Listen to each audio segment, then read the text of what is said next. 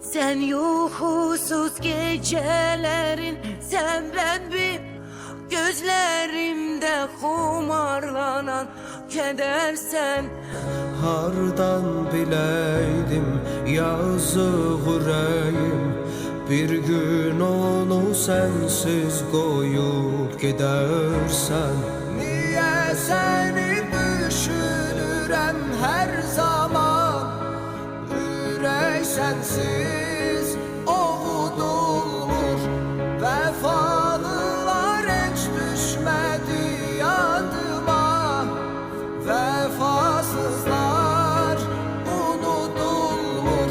Sen ola ola gezirem sensiz, kalbimde yaşadım seni var kimi.